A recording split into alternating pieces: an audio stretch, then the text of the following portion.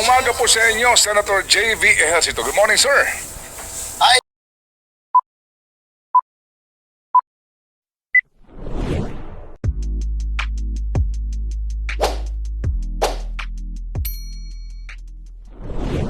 Ang tatay ko yan eh. Maganda umaga po sa inyo, Senator J.V. Ejercito. Good morning, sir. Manong Ted, good morning. DJ Chacha, good morning po. Morning. And thank you po sa inyong panahon. Sige, so Chacha, eto na siya. Oo. Yes po, Senator JV, no? Ito na nga po, after nyo pong ilabas yung naging pahayag nyo po na binabawi nyo po at wini-withdraw nyo yung signature doon sa dokumento na nagsasabing against sa contempt na order directed towards Pastor Apollo Quiboloy, may mga natuwa pero meron po mga nagsasabi na parang ang ibig sabihin daw po ba nito ay parang inaamin po ninyo na hindi nyo muna carefully in-examine yun pong mga ebidensya bago nyo po pinirmahan, yun pong napapirmahan sa inyo ni Senator Robin Hood Padilla? Hindi naman sa ganon na ang akin pong naisip dahil that day, nag-announce na rin po si Secretary Remulla ng DOJ that cases will be filed already, no, against Pastor Quiboloy, tapos may ongoing na rin yung FBI. So ang naisip ko for practical procedural practicality ay sabi ko anyway may investigation kami, we can only recommend filing of cases. Ngayon na ipafile na po ng DOJ, so naisip ko at that time magiging moot and academic na, so it's for procedural practicality. Kaya po yun yung naisip ko that time. Kaya lang nagbago rin ang isip ko dahil may nakausap din akong mga ilan na doon na kaibigan kong opisyal, no, na matagal na stasyon din po sa Davao, na naikwento rin po yung mga nangyayari. Kaya po nagbago po ang aking pong posisyon dyan. So ang sinasabi niyo po dahil po talaga din sa mga nakausap ninyo, hindi dahil Opo. po ba ito sa parang may mga ilan po kasi nakikita ko online na parang negatibong reaksyon towards po dun sa listahan na kasama nga po kayo dun sa mga against sa contempt? Ay hindi po. Sa akin po, more of sabi ko nga mas maging procedural practicality more than the yung public perception, no?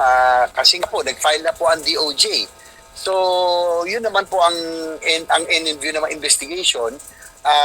Ang goal talaga niyan magkaroon ng kaso, no, mapafile. So, that day, Secretary Remulla, yung araw na yun na pumirma ko, kakasabi lang ni Secretary Remulla that cases will be filed. In fact, nakakuha na ako ng dokumento na meron na pang resolution ang DOJ directing the prosecution team of Davao to already file such cases. So yun po ang talagang rason. Anyway, siguro siya maganda rin nating straightforward na ito kasi kayo naman po nagbago ng desisyon and kayo nag-issue nga, meron kayong sulat mismo kay Senator Robin. So ngayon, what do you expect na wala pa ho kasing sapat na dami ng pirma doon sa petisyon ni Senator Robin dito po sa nangyayari ngayong investigasyon in aid of legislation sa kaso po ni Pastor Quiboloy? Siguro Ted, kasi yung Committee on Women talagang mas marami ang sa amin, no, mas marami yung lady senators, no. Sa tingin ko, yung mga lady senators talagang ngayon pa lang ay hindi napipirma po yan. So hindi baka mahirapan din pong abutin sa ngayon sa akin pong tansya, no, itong dahil nga mas marami po kasi syempre yung Committee on Women's, no, mas marami po talaga sila case pito sila miyembro po. But one lady senator who admit that family friend nila si Pastor Quiboloy ay pumirma, si Senator Cynthia Villar.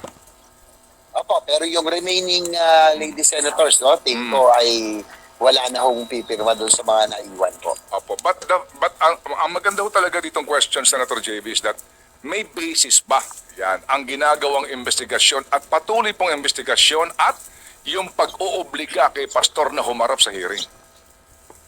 Well, ang sabi nga namin noong una rin, isa sa mga concern ko, Ted, DJ Chacha, yung dahil alam niyo naman pag religious organization, medyo complicated yan dahil may mga followers yan. Siyempre yung security, yung lalo na yung aming Senate yung mga Senate police namin medyo matatanda na rin. Siyempre, naisip ko rin yun, no? Naisip din natin yan na kaya nga sabi na ni Senator Ontiveros, kung pwedeng mag-compromise na lang because of the situation, baka pwedeng payagan na lang mag-Zoom na lang, no? Online.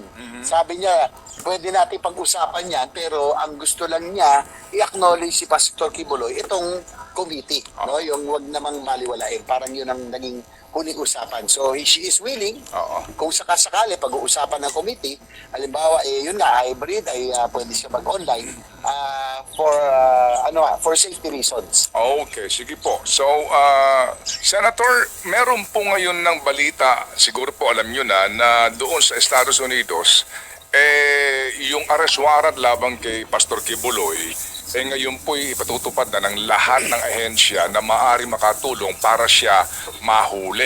Kung sakasakali pong dumating ang pagkakataon na meron na pong prosesong extradition laban kay Pastor, meron ba ho kayong pagtutol doon na siya dalhin sa Amerika para harapin niya yung mga kaso niya doon? Well, gaya din ang sinabi ko noong una, no, bago pa ako pumema noong una, na mas maganda harapin na lang ni Pastor Kibuloy para marinig din po niya yung panig niya, no? Para hindi po sabihing one-sided. Maganda nga magpakita na siya sa committee para marinig naman po yung kanyang panig, no? Ito siguro kung natutuloy yung extradition, meron po tayo talagang treaty, extradition treaty, then I think wala hong choice kundi talagang harapin na, no? He has to face the music kung yan po ay talagang mangyayari. Yes po, Senator. Ako last na lang ha. Pwera na lang kung may mga katanungan pa si Manong Ted sa inyo. Kanina nabanggit niyo po na komplikado pagka religious groups o religious leader ang kasama doon sa mga kailangang investigahan. Diyan din po nang gagaling yung ilan sa mga na parang napapansin ng mga netizens natin at mga kababayan natin na parang yung trato ninyo sa kaso noon nung ni Senior Aguila na isa ring pastor at miyembro po ng isang religious group, iba po daw yata ang pagtrato ng ilang mga senador dito sa kaso ni Pastor Apollo Kibuloy. Ano pong comment nyo tungkol doon? Siguro, DJ Chacha, Ted, yung timing lang, no? Dahil alam niyo naman na at present, no, may away po ang Senado at ang Kongreso, no? Since January, wala hong tigil ang mga congressman sa pag-atake po sa Senado. So, naging busy, siyempre, as part of the leadership, sinusuportahan po natin ang ating Senate President. Tapos ngayon naman po, siguro naman narinig ninyo, muntik ho magkaroon ng coup sa Senado nung kamakailan. So, kaya siguro yan po ang rason kung bakit marami po ang naging abala. Kanya-kanyang meeting ho ito. Pero ngayon na medyo hopefully mag-stabilize na at matigil na itong coup sa Senado, ay palagay sana matapos na kasi we are still trying to regroup. Nag-aayos pa ko ngayon. Sandali. Senator JB, baka hindi niyo nakuha yung tanong. Opo, ang tanong ni Chacha, yung treatment niyo doon kay Senior Aguila, naalala niyo? Yung pong yung taga Socorro, Surigao. Na pinakulong doon, ito po kasi ay sekta, di ba? Oo, at ganoon din po may mga aligasyon po ng mga minor de edad, pinaasawa sa mga matatanda na, etc. Iba ang treatment daw ng Senado dito ko kay Senior Aguila kumpara daw kay Pastor, yung pong hinihingi pong reaksyon ni Chacha. Hindi po rin kasi ako nakapag-attend doon sa kay Senior Aguila. Tsaka okay. At ngayon po, sinasabi ko lang, Manong Ted, abala ho talaga kami ngayon. Araw-araw, meeting sa iba't ibang grupo ng senador, iba't ibang bloke. Okay. Kaya po siguro that explains absence. Kaya nga committee hearings yan ay medyo, medyo madalang ang pag-attend dahil nga po dito sa aming sariling kaguluhan.